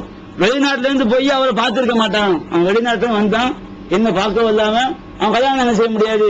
இவருக்கு 1000 வேலை இருக்கும், இவர் 3ஆம் நாள் போய் பார்த்திருப்பார், நீ வந்தில முதல் நாள் எனக்கு தகவல் சொல்லல, நீ அங்க இருந்து வந்தியா இல்லையா, முதல் நாள் எனக்கு சொல்லி விடல, பெட்டியை உடைக்கிறது சண்டை நடக்கும். பெட்டியை இங்கிருந்து போய் பெட்டியை இங்க பார்த்தாலும் தெரியும் நமக்கு, இங்க பெட்டியெல்லாம் எப்படி கிடக்குன்னு சொல்லி. இவன் என்ன பண்றது,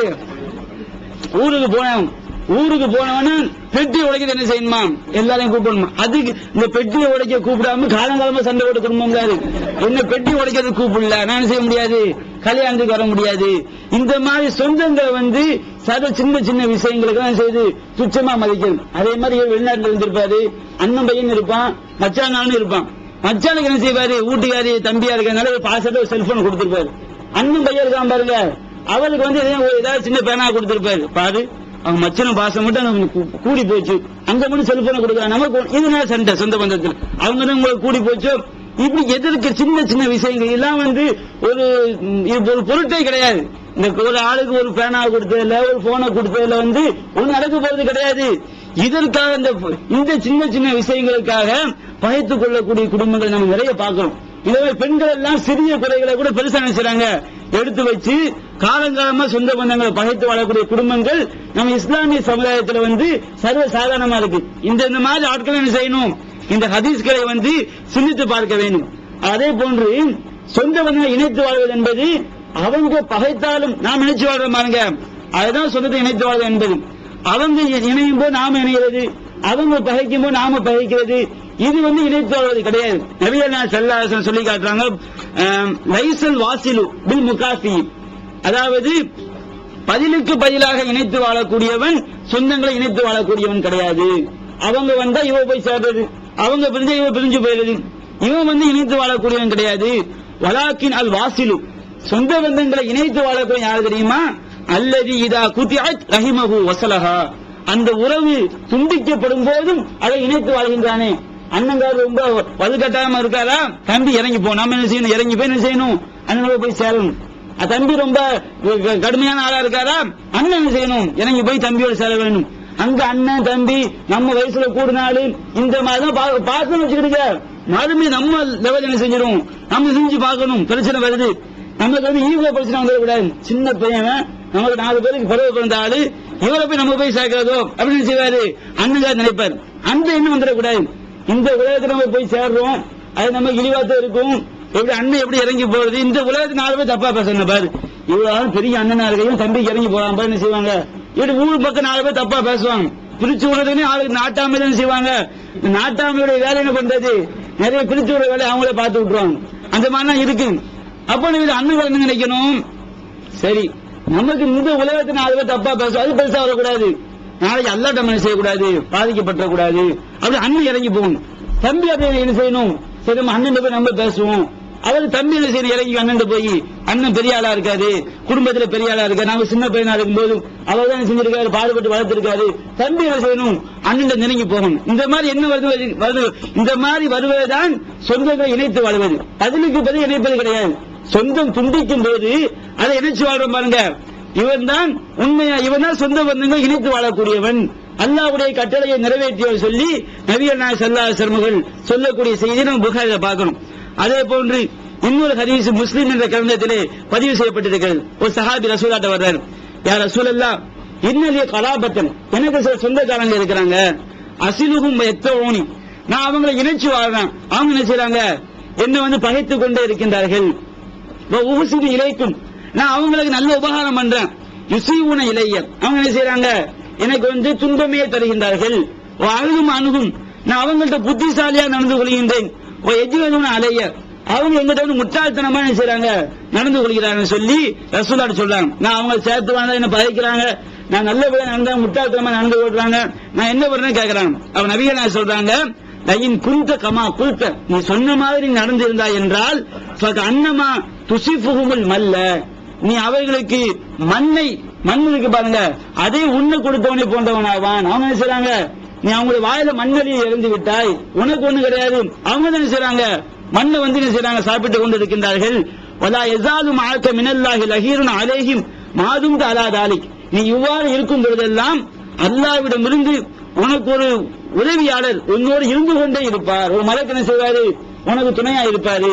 அப்ப இந்த ஹதீஸ் என்ன விளங்குது, சொந்த பந்தங்கள் பகைத்தாலும் இணைச்சு வாழ்ற பாருங்க, அதுதான் சிறப்புக்குரியது சொல்லி நமக்கு என்ன செய்து விளங்குது. அவங்க முட்டாள்தனமா நடந்தாலும் நாம என்ன செய்யக்கூடாது, முட்டாள்தனமா நடக்கக்கூடாது. ஒரு பேனாக்கள் சண்டை போடுறாங்களா, ஒண்ணு என்ன செய்யணும், அவங்க வெட்டி விட்டுற கூடாது, நாம ஒரு மிக்சி வாங்கி கொடுத்துருவோம். நாம இருந்தா காசு இல்லாத, காசு இருந்தா வச்சுக்கிறீங்க, சில குடும்பங்களை பார்க்கணும், நம்ம ஒரு சின்ன விஷயம் சண்டை போடுவாங்க, அப்ப அவங்க எதை விரும்புறாங்க, பதில் சேலையை கொடுக்க நம்ம என்ன செய்ய மாட்டோம், குறைஞ்சிட மாட்டோம். அவர் என்ன செய்யணும், வெளிநாட்டுக்கு போனாலும் என்ன செய்யணும், சொந்த பந்தங்கள் சேலையை வாங்கி கொடுக்கிறது, அவங்க எதை விரும்புறாங்களோ 4-5 தொலைஞ்சா போயிட்டு போகுது, சொந்த பந்தங்கள் இணைச்ச பாக்கியம் கிடைக்கும் பாருங்க.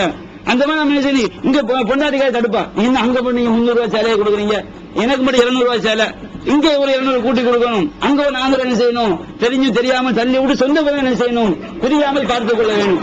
இது முக்கியமான ஒரு அம்சம். அடுத்து நிறைய சஹாபாக்களை பார்க்கிறோம், எந்த அளவிற்கு சஹாபாக்கள் நடந்திருக்காங்க சொல்லி. நபிகள் நாயகம் ஸல்லல்லாஹு அலைஹி வஸல்லம் உடைய மனைவி இருக்காங்க ஆயிஷா ரலியல்லாஹு அன்ஹா, எங்க மேல அவதூறு சொல்லப்படுது, இந்த அவதூறு வந்து அபூபக்கருடைய மகளும் கூட ஆயிஷா, ரெண்டு பேருமே இஸ்லாத்துடைய அந்த அன்றைய காலகட்டத்தில் வந்து நபிகள் அல்லாஹ்வுடைய தூதர், அவங்க குடும்பத்தில் தப்பு நடக்கும்னு சொன்னா இஸ்லாத்தை என்ன செய்யும், பாதிக்கும். அபூபக்கர் ரொம்ப ரொம்ப ரொம்ப ரொம்ப முக்கியமான ஒரு சஹாபி, அவங்க மேல ஒரு குற்றச்சாட்டு வந்து சொன்னா அதுவும் என்ன செய்யும், இஸ்லாத்தை பாதிக்கும். அப்ப இந்த நேரத்தில் வந்து ஆயிஷா அவங்க மேல அவதூறு சொல்லப்படும், பெரிய சம்பவம். இந்த அவதூறை முன்னின்று பரப்பியவன் யாரு, முனாஃபிக்குடைய தலைவர் அப்துல்லா பின் உபைங்கிறார். அதாவது நிறைய முனாஃபிக் என்ன செஞ்சாங்க, நிறைய முனாஃபிக்குகள் வந்து துணையா இருந்தாங்க.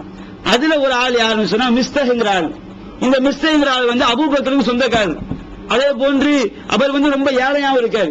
அபூபக்கர் சொந்தக்காரரும் கூட. அபூபக்கர் என்ன செய்யறாரு, ஒவ்வொரு மாசமும் அவருக்கு ஹெல்ப் பண்ணிட்டு இருக்காங்க. ஏழையா இருக்கிற காரணத்தினால, சொந்தக்காரங்களா இருக்கிற காரணத்தினால அவர் என்ன செய்யறாங்க, அதாவது ஹிஜ்ரத் பண்ணி வந்தால் அந்த மிஸ்தஹ்ங்கிறார் மக்காவில என்ன செய்யறாரு, மதீனா ஹிஜ்ரத் பண்ணி வந்தாலும் கூட அவர் சொந்தக்காரரா இருக்காரு, ஏழையா இருக்கிறாரு. அபூபக்கர் ஒவ்வொரு மாதமும் அவருக்கும் தொகையை கொடுத்து உதவி பண்ணிட்டு வர்றாங்க. அப்ப இந்த அவதூறை பரப்பியதுல வந்து முக்கியமான ஆளு மிஸ்தஹ்ங்கிறார். அப்போ அந்த அல்லாஹ் வசனத்தை இறக்கி வைக்கிறான், ஆயிஷா மேல எந்த தவறும் கிடையாது அப்படின்னு வசனத்தை அல்லாஹ் இறக்கி வைத்த உடனே நிறைய அபூபக்கர் என்ன பண்றாங்க, சரியான கோபத்தில் இருக்காங்க. என்னுடைய மகள் மீது அல்லாஹ்வுடைய தூதரின் மனைவியின் மீது அவதூறு பரப்பி இருக்கிறார். அவர் என்ன பண்றாங்க, வல்லாஹி லா உன்ஃபிகு அலா மிஸ்தஹின் அபதா, இந்த மிஸ்தஹ் என்பவருக்கு நான் செய்ய மாட்டேன், இனிமேல் உதவியை செய்ய மாட்டேன் செய்யறாங்க, சத்தியம் பண்ணிடுறாங்க. செஞ்ச சரியான செயல் தான். ஏன்னா செய்த அவதூறும் கடுமையான அவதூறு. யாருமே சொல்லப்பட்டிருக்கு, ரசூலுல்லாஹ்வுடைய மனைவி, அல்லாஹ்வுடைய தூதர், இஸ்லாத்துடைய தூண், அந்த ரசூல் அவங்க மேல சொல்லப்படக்கூடிய ஒரு விஷயம் வந்து இஸ்லாத்தை பாதிக்கும், என்னடா குறை வர போகுதுன்னு சொல்லி எதிரிகளை நோக்கி கொண்டிருக்காங்க. அபூபக்கருடைய அவர் மகள், அபூபக்கர் அவர்களும் ஒரு முக்கியமான ஒரு சஹாபி. அப்ப இப்படிப்பட்ட நிலையில வந்து சொல்லப்பட்ட அவதூறும் கடுமையான அவதூறு. அப்ப இந்த மாதிரி இருக்கும் என்ன பண்றாரு இவர், நம்முடைய நிலைப்படி நம்ம சரிதான், அபூபக்கர் அவங்க செய்த சத்தியம் வந்து மனித கண்ணோட்டத்தில் நாம் பார்க்கிறோம், அதனாலதான் சரியான நம்ம தோணுது. அப்ப அல்லாஹ் என்ன செய்யறான், 24வது அத்தியாயத்துல வந்து 22வது வசனத்தை இது விஷயமா அல்லாஹ் இறக்கி வைக்கின்றான். வலா யல்தலி உலில் ஃபலலி மின்கும் வஸ்ஸஅதி அய்யூது உலில் குர்பா, உங்களில் வசதி வாய்ப்புடையவர்கள் சொந்த பந்தங்களுக்கும் வல் மசாகின் ஏழைகளுக்கும் வல் முஹாஜிரின ஃபீ சபீலில்லாஹ், அல்லாஹ்வுடைய பாதையில் ஹிஜ்ரத் செய்து வந்தவர்களுக்கும். அந்த மிஸ்தர் வந்து சொந்தமாக இருக்கிறார், ஏழையாகவும் இருக்கிறார், ஹிஜ்ரத் பண்ணி வந்த ஆளும் கூட. அப்ப அல்லாஹ் அந்த மூணே சொல்லி காட்டான், ஏழையாக இருக்கின்றார், ஏழைகளுக்கும் சொந்த பந்தங்களுக்கும் அல்லாஹ்வுடைய பாதையில் ஹிஜ்ரத் செய்து வந்தவர்களுக்கும் நான் கொடுக்க மாட்டேன், உதவி செய்ய மாட்டேன் என்று சத்தியம் செய்யாதீர்கள். வல் யாஃபு, நீங்கள் அவரை மன்னித்து விடுங்கள். வல் யஸ்ஃபஹு, நீங்கள் அவரை அந்த தவறை கண்டுகொள்ளாமல் விட்டு விடுங்கள். அலா துஹிப்பூன யக்ஃபிரல்லாஹு லக்கும், அல்லாஹ் உங்களை மன்னிப்பதை நீங்கள் விரும்ப மாட்டீர்களா அப்படின்னு ஆயத்தை அல்லாஹ் என்ன செய்றான், இறக்கி வைக்கின்றான். இறக்கி வைத்தவன அபூபக்கர் என்ன செய்றாரு, அப்படியே கண்ணீர் வடிக்கின்றார். கண்ணீர் வடித்து விட்டு வேகமான மிஸ்தஹ் நோக்கி போறாரு. போய் சொல்றாரு, வல்லாஹி லா அன்ஸு அலா மிஸ்தஹின் அபதா, மிஸ்தஹிற்கு உதவி செய்வது அல்லாஹ் மீது சத்தியமாக நான் ஒருபோதும் நிறுத்தவே மாட்டேன் சொல்லி காட்டுறாங்க. இதை விட ஒரு கேவலமா நம்ம சொந்த பண்ண நம்ம செஞ்சிட போறாங்க. நம்ம சொந்த பண்ண இருக்காங்க பாருங்க, நம்ம அண்ணன் தம்பி அக்கா தங்கச்சி நம்ம பகைச்சு வாழணும் பாருங்க. இவங்க இந்த இது இவர் தூரத்து சொந்தம் கூட, நெருங்கிய சொந்தம் கிடையாது, தூரத்து சொந்தம். அவர் செய்த தப்பும் கடுமையான தப்பு. அல்லாஹ் வசனம் இறக்கி வைக்கிறான், அலா துஹிப்பூன யக்ஃபிரல்லாஹு லக்கும், அல்லாஹ் மன்னிப்பதை நீங்கள் விரும்ப மாட்டீர்களா. வசனத்தை இறக்கி வைத்தவன் அந்த வேலை செய்து பாருங்க. உடனே செய்றாங்க, அழுது கொண்டே போய் இனிமேல் மிஸ்டேக்கு செய்து அவங்க செய்த துரோகம், அவங்க செய்த தவறுகள் எல்லாத்தையும் மன்னிச்சதான். நம்ம பாஷையில பார்க்க போனோம்னு சொன்னா அபூபக்கர் செஞ்சிருக்காரு, அவர் செய்தவன் நம்ம ஆக என்ன செய்வோம், குறை சொல்லுங்க பாரு, இந்த மாதிரி அநியாயம் பண்ணிருக்கான், அவருக்கு இவர் இறங்கி போன குறை சொல்லுவோம். அபூபக்கர் அப்படி நினைக்கல. அல்லாஹ்வுடைய மன்னிப்பு தேவை, அல்லாஹ்வுடைய கருணை தேவை. உடனே இறங்கி போய் செய்றாங்க, உதவி செய்ய முன் வர்றாங்க. அப்ப தூரத்து சொந்தமா உள்ள ஆளுக்கு இந்த அளவுக்கு அவங்க முன் வந்திருக்காங்க சொன்னா, அல்லாஹ்வுடைய மன்னிப்பை ரொம்ப முக்கியமா கருதி இருக்காங்க சொன்னா, இன்றைக்கு நாம் ரத்த பந்தங்களை பகைச்சிருக்கிறோம், நாமுடைய உள்ளத்துல வந்து அல்லாஹ்வுடைய மன்னிப்பை பெற வேண்டும் என்கின்ற என்ன செய்யல, நம்முடைய உள்ளத்துல இல்லாமல் இருக்கின்ற காரணத்தினால்தான் நாம் காலங்காலமா என்ன செய்யறோம், பகைத்து வருகின்றோம். அதே போன்று இன்னொரு செய்தியை பார்க்கிறோம். 6075வது ஹதீஸாக புகாரியிலே பதிவு செய்யப்பட்டிருக்கு. அதாவது இப்னு சுபைர், இந்த இப்னு சுபைர் இருக்காங்க பாருங்க, இவங்க வந்து அஸ்மாவுடைய மகன், அஸ்மா ரலியல்லாஹு அன்ஹா, ஆயிஷா அவங்களுடைய அக்கா. ஆயிஷாவுடைய அக்கா யாரு, இப்னு சுபைர். அஸ்மாவுடைய மகன் யாரு, இப்னு சுபைர் ரலியல்லாஹு அன்ஹு. இவர் தான் முதல் மக்காவிற்கு ஹிஜ்ரத் பண்ணி போன உடனே முதலில் முஸ்லிம்கள்ல பிறந்த குழந்தை யாரு, இப்னு சுபைர். இவங்களுடைய சிறிய தாயார், சின்னமா சொல்லுவாங்க பாருங்க, அவங்க யாரு, ஆயிஷா, ஆயிஷாவுடைய அக்கா பையன். இந்த இப்னு சுபைர் வந்து ஆயிஷா ரலியல்லாஹு அன்ஹா வந்து ஒரு நிலத்தை விற்கிறாங்க. ஒரு நிலத்தை விற்பது வந்து இவருக்கு பிடிக்கல. என்ன ஆயிஷா வந்து இந்த மாதிரி விற்கிறாங்க, அவங்க வந்து அந்த மாதிரி அதை நிறுத்தவில்லை என்றால் லஹுஜுரன் அலைஹா, நான் ஆயிஷாவை என்ன செய்வேன், கடுமையாக வெறுப்பேன், பகைமை கொள்வேன் சொல்லி இப்னு சுபைர் சொல்றாரு. இவர் சொன்னது வெளியே சொல்லியிருக்காரு. இந்த செய்தி ஆள என்ன செய்யறாங்க, ஆயிஷாட்ட போய் சொல்லி கொடுத்துறாங்க, இப்படி இப்னு சுபைர் சொல்லி இருக்கான்னு சொல்லி. அப்ப இப்னு இந்த ஆயிஷா அவர் அப்படி சொன்னாரா என்ன செய்றாங்க, ஆமா சொன்னாரு. உடனே அவங்க நேர்ச்சை பண்றாங்க, லாவு கல்லிமு இப்னு சுபைர் அபதா, என்ன செய்ய மாட்டான், இப்னு சுபைர்ட்ட வந்து ஒருபோதும் பேசவே மாட்டேன்னு செய்றாரு. ஆயிஷா ரலியல்லாஹு அன்ஹா சத்தியம் பண்ணிடுறாங்க. அப்போ சின்னமா சத்தியம் பண்ணவன இப்னு சுபைர் என்ன பண்றாரு, அவருக்கு மனசு ரொம்ப வருத்தம், நம்ம தெரியாம சொல்லிட்டோமே, யாரோ போய் சொல்லி கொடுத்துட்டாங்க நினைச்சாரு. அவர் வருத்தப்பட்டு அவங்க பேசவே இல்லை. ரொம்ப காலம் என்ன செய்யல, ஆயிஷா அவர்கள் பேசவே இல்லை. உடனே என்ன பண்றாரு, யாரெல்லாமோ அனுப்பி பாக்குறாரு, என்னோட பேச சொல்லுங்க ஆயிஷான்னு சொல்லி.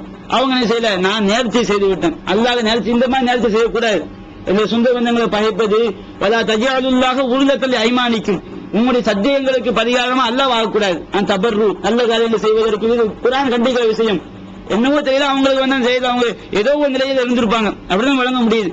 அப்ப ஆயிஷா என்ன பண்ணிருக்காங்க, நான் வந்து நேர்ச்சி என்ன செய்ய முடியாது, நான் முறிக்கவே முடியாது, யாருடைய பரிந்துரையும் நான் ஏற்றுக்கொள்ள பாட்டேன்னு செஞ்சிடறாங்க, மறுத்துறாங்க.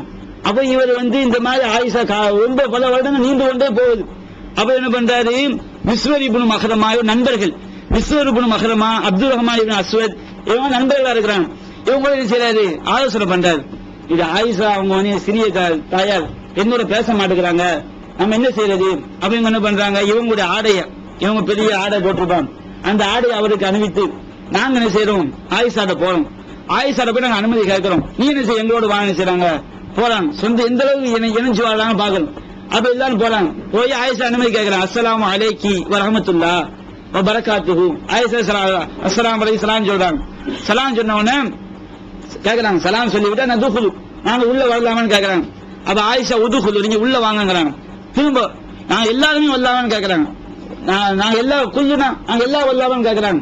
அப்ப ஆயிஷா சொல்றாங்க, இந்த இப்னு சுபைர் நிற்பதை கவனிக்காம என்ன செய்யறாங்க, அவங்க ஆடை வேற ஆடை உடுத்திருக்காங்க, இவர் ஆடை டிரெஸ் தனி, இன்னொரு ஆடை உடுத்துறதுன்னு கவனிக்கல, வேற யாரோ வந்திருக்கான்னு சொல்லிட்டு எல்லாரும் வாங்க, இவங்க பண்ண நேர்ச்சனது பேசவே மாட்டேங்கிறது. இப்ப எல்லாரும் என்ன செஞ்சிட்டாங்க, அனுமதி கொடுத்துட்டாங்க, குல்லுக்கும் உதுகுல் உதுகுலு குல்லுக்கும், எல்லாரும் வாங்க எல்லாம். அப்போ இவர் இப்னு சுபைர் சொல்றாரு, வலா தஅலமு அன்னமாவுமா இப்னு சுபைர், அந்த இருவரோடு மூன்றாவதாக இப்னு சுபைர் இருக்கான்னு சொல்லி ஆயிஷாவுக்கு தெரியல. உடனே வீட்டுக்குள்ள போன 3 பேர் திரைக்கு அப்பால் இருக்கிறாங்க. இவர் சின்னம்மா பையன், இவர் என்ன செய்யறாரு, திரையை பூந்து உள்ள போயிடாரு, சின்னம்மா தானே, திரையை பூந்து உள்ள போய் அவங்களை கட்டிக்கிட்டு நீங்க என்ன அழ ஆரம்பிச்சது, நீங்க என்ன செய்யணும், என்னோட பேசி ஆகணும். ஆயிஷா வந்து திக்கு முக்காடி போயிடறாங்க, என்ன பண்றதுன்னு தெரிய மாட்டேங்குது, பேச மாட்டேங்காங்க. அவங்க இல்ல அழுகுறாங்க, அழுதுகிட்டே சொல்றாங்க, நான் என்ன செய்ய முடியாது, நான் பேச முடியாது. இந்த ரெண்டு சஹாபி கிடையாது, 2 பேர் இவங்க வெளியே உட்கார்ந்து ஆயிஷா உபதேசம் பண்றாங்க, அல்லாஹ்வுடைய தூரி மனைவி, அவங்களுக்கு உபதேசம் பண்றாங்க. உம்முல் மூமினின் தாயாரே, நீங்க பார்க்கலையா, ரசூலை சொல்லவில்லையா, ஒரு சகோதரன் ஒரு முஸ்லிமா சகோதரன் இன்னொரு சகோதரனை 3 நாளைக்கு மேல பகைக்க கூடாதுன்னு சொல்லியிருக்காங்களே, நீங்க சிந்திக்க மாட்டீங்களாங்கிறாங்க. அப்ப ஆயிஷா இவங்க ஹதீஸ் எடுத்து சொல்றாங்க, ரசூலா சொல்லிருக்காங்க, இல்ல நான் நேர்ச்சை பண்ணிட்டேன், அழுதுகிட்டே சொல்றாங்க. நேர்ச்சை எப்படி, நேர்ச்சை வந்து விடக்கூடாது, நல்ல காரியத்துக்கு பண்ணா விடக்கூடாது, குர்ஆன் அல்லாஹ் சொல்லி காட்டுறான். ஆனா அவங்க வந்து அது அந்த நேரத்தில் அவங்க கவனத்துக்கு வந்திருக்கான்னு நினைக்கும். அப்ப நான் நேர்ச்சை பண்ணிவிட்டேன், நேர்ச்சை என்ன செய்ய மாட்டேன், விடவே மாட்டேங்கிறாங்க. அப்ப இவர் இப்னு சுபைர் விடல, தன்னுடைய சிறிய தாயாரை பிடிச்சு என்ன செய்றாங்க, கெஞ்சிறாங்க. இவங்களும் உபதேசம் பண்ணிக்கிட்டே இருக்கிறாங்க. கடைசியில் ஆயிஷா என்ன பண்றாங்க, தன்னுடைய நேர்ச்சியை முடித்துக் கொண்டு அதற்கு வந்து 40 ஒட்டகங்களை நேர்ச்சியை முடித்ததற்காக என்ன செய்றாங்க, 40 ஒட்டகங்களை பலி கொடுத்துட்டு அவங்க இப்னு சுபைர் பேசுறாங்க. அதுக்கு பேசிய பிறகு ஆயிஷா என்ன செஞ்சாங்களாம், நான் இப்படி நேர்ச்சியை முடிச்சுட்டேன், எதுக்கு இப்படி வருத்தப்பட்டான்னு இருக்கு. சஹாபாக்கள் வந்து ஒரு சில மார்க்க சேவை செஞ்சிருக்கு, நம்ம சஹாபால குறை சொல்றீங்க விளங்கிடக்கூடாது. ஒரு சில மார்க்க விஷயம் அவங்களும் செஞ்சிருக்கு, தெரியாம இருந்திருக்கு. ஒரு சஹாபி இப்னு சுபைர் இந்த அளவுக்கு கெஞ்சிறாரு ஆயிஷா அவங்கள்ட்ட போய். அப்ப ஆயிஷா நேர்ச்சியை விடக்கூடாது, ஹதீஸ் இருக்கு, குர்ஆன் வசனம் இருக்கு, நல்ல காரியங்கள் இது செய்யக்கூடாது, அதை இடையூறு ஆக்கக்கூடாது, அதை விட சிறந்த ஒன்று வருமானால் நேர்ச்சியை விடத்தான் செய்யணும். அப்ப இப்படி மார்க்கம் சொல்லி காட்டுது. ஆனா ஆயிஷா என்ன செய்றாங்க, நான் நேர்ச்சியை விட முடியாது சொல்லி பேசிட்டாங்க. பேசிய பிறகு நேர்ச்சியை முடித்ததற்காக 40 ஒட்டகங்களை கொடுத்தாங்க பாக்கணும். அப்ப இப்னு சுபைர் சஹாபி வந்து தன்னுடைய சிறிய தாயார் பகைத்தாலும் அவங்க அதை பிடிவாத மனிதர்கள் செய்றாரு, சொந்த பந்தம் இணைக்கும் என்பதற்காக அதற்கு திட்டம் போட்டு உள்ள போய் திரையை விலக்கி கொண்டு அவங்களை பிடித்துக் கொண்டு முஆனா காசு கட்டி பிடித்து அழுதுருக்காங்க. சொன்னா சஹாபாக்கள் உறவுகளை இணைத்து வாழ்வதற்கு எந்த அளவுக்கு முக்கியத்துவம் கொடுத்திருக்காங்க நம்ம பார்க்கணும். அதே போன்று நபிகள் நாயகம் ஸல்லல்லாஹு அலைஹி வஸல்லம் அவர்கள் சொல்லி காட்டுறாங்க, வலா தபாகது, நீங்கள் ஒருவருக்கொருவர் பகைத்து வாழாதீர்கள். வலா தஹாசது, ஒருவருக்கொருவர் நீங்கள் பொறாமை கொள்ளாதீர்கள். வலா ததாபரு, ஒருவரை ஒருவர் துருவி துருவி ஆராயாதீர்கள். வகூனு இபாதல்லாஹ், நீங்க அல்லாஹ்வுடைய அடியார்களாக, இபாதல்லாஹ் இஹ்வானா, அல்லாஹ்வுடைய அடியார்களாக நீங்கள் மாறிவிடுங்கள். வலா யஹில்லு முஸ்லிமின் அய்யஹ்ஜுர அகாஹு ஃபௌக ஸலாஸத்தி அய்யாமின், எந்த ஒரு முஸ்லிமும் 3 நாளைக்கு மேல் தன்னுடைய சகோதரனை பகைத்து வாழ்வது, வெறுத்து வாழ்வது ஒரு முஸ்லிமுக்கு ஆகுமானது கிடையாது. நபிகள் நாயகம் ஸல்லல்லாஹு அலைஹி வஸல்லம் அவர்கள் சொல்லி காட்டுற செய்தியை பார்க்கிறோம். 3 நாளைக்கு மேல் என்ன செய்யக்கூடாது? உலக மார்க்கத்திற்காக பகைப்பது தனி, உலகத்திற்காக பகைத்து வாழ, உலக விஷயத்திற்காக மார்க்கம் அனுமதிக்காத விஷயங்களை நாம் பகைச்சு வாழ்றோம் பாருங்க. 3 நாளைக்கு மேல் பகைத்து வாழ்வது எந்த முஸ்லிமுக்கும் அது தகுதி கிடையாது சொல்லி காட்டுறாங்க. அதே போன்று இன்னொரு செய்தியை பார்க்கிறோம். புகாரில 6077 ஹதீஸா பதிவு செய்யப்பட்டிருக்கிறது. நபிகள் நாயகம் சொல்லி காட்டுறாங்க, லா யஹில்லு லி ரஜுலின் அய்யஹ்ஜுர அகாஹு ஃபௌக ஸலாஸி லயாலின், 3 நாளைக்கு மேல் ஒரு சகோதரன் இன்னொரு சகோதரனை பகைப்பது கூடாது. எல்தக்யானி, இருவரும் சந்திக்கின்றார்கள். சந்திக்கும் போது இவர் இங்க முகத்தை திருப்புறாரு, அவர் இங்க முகத்தை திருப்புறாரு. இப்படிதான் பகைத்து பயனாளி சந்திக்கும் செஞ்சிடணும், பேசிவிட வேண்டும். 3 நாளைக்குமே செய்யக்கூடாது, சந்தித்தும் பேசாமல் இருப்பது கூடாது. அவர் சந்திக்கும் போது இவர் இந்த முகத்தை திருப்புறாரு, அவர் இந்த முகத்தை திருப்புறாரு, இது கூடாது. வகைருகுமா அல்லதி எபுதோ பிஸ்ஸலாம், சிறந்தவர் யார் தெரியுமா? இந்த உலகத்துல எவன் முதல்ல போய் கை கொடுக்கிறான் அவன் நம்ம இழிவா நினைப்போம். நம்ம கிட்ட இறங்கி வந்துட்டாரு பாரு, நான் போய் பேசல, அவதான் நம்ம அது பெருமையா நினைப்போம். அது அல்லாஹ் கிட்ட பெருமை கிடையாது. சிறந்தவர் யார் தெரியுமா? யார் முதலில் சலாம் சொல்கிறாரோ அவர்தான் சிறந்தவர். நபிகள் நாயகம் ஸல்லல்லாஹு அலைஹி வஸல்லம் அவர்கள் சொல்லி காட்டக்கூடிய ஹதீஸை பார்க்கிறோம். இந்த அளவிற்கு நாம் சொந்த பந்தங்கள் விஷயத்தில் எதையெல்லாம் இன்னும் நிறைய விஷயங்கள் இருக்கு, சொல்லிக்கொண்டே ஒரு மாசத்துக்கு நம்ம என்ன செய்யலாம், பேசிக்கொண்டே போகலாம். இன்றோடு இந்த தலைப்பு நாம் என்ன செய்வோம், இதை முடித்துக் கொள்வோம். அல்லாஹ் தஆலா நாம் எதை கேட்டோமோ எதை சொன்னோமோ அந்த அடிப்படையில் வாழ்ந்து மரணிக்கக்கூடிய மக்களாக நம் அனைவரையும் ஆய்க்கல் புரிவானாக. வாஹு தாவான் அல்ஹம்துலில்லாஹி ரப்பில் ஆலமீன். அஸ்ஸலாமு ஈகத்துவம் ஓரிரை கொள்கையை விளக்கும் ஒப்பற்ற மாத இதழ் PJ சுலைமான், ஷம்சுல்லுஹா, சைஃபுல்லா ஹாஜா, இன்னும் பல சிறந்த அறிஞர்களின் கருத்து கருவூலங்கள், இன்னும் பல சிறந்த அம்சங்களுடன் வெளிவரும் ஏகத்துவம் இதழை படித்து உங்கள் மார்க்க அறிவை வளர்த்துக் கொள்ளுங்கள். ஆண்டு சந்தா உள்நாடு ரூபாய் 100, வெளிநாடு ரூபாய் 650, தனி இதழ் ரூபாய் 9. உங்கள் டிராப்டுகளை ஏகத்துவம் இலக்கம் 30 அரண்மனைக்காரன் தெரு, மண்ணடி, சென்னை 3 என்ற முகவரிக்கு அனுப்புவீங்கள். மகளிருக்கு வழிகாட்டும் மாத இதழ் தீன்குல பெண்மணி, தமிழ்நாடு தவ்ஹீத் ஜமாத்தின் மேற்பார்வையில் முஸ்லிம் பெண்களுக்கான இல்லற கடமைகள், மருத்துவ பகுதி, சிறுவர் பகுதி, திருமண தகவல் பகுதி, ஹதீஸ் திறனாய்வு போட்டி மற்றும் பல சுவையான அம்சங்களுடன் வெளிவரும் முஸ்லிம் பெண்களுக்கான முழுமையான மாத இதழ் தீன்குல பெண்மணி. ஆண்டு சந்தா உள்நாடு ரூபாய் 100, வெளிநாடு ரூபாய் 650, தனி இதழ் ரூபாய் 9. உங்கள் MODD-களை எடுத்து அனுப்ப வேண்டிய முகவரி தீன்குல பெண்மணி, நம்பர் 30, அரண்மனைக்காரன் தெரு, மண்ணடி, சென்னை 1. Allah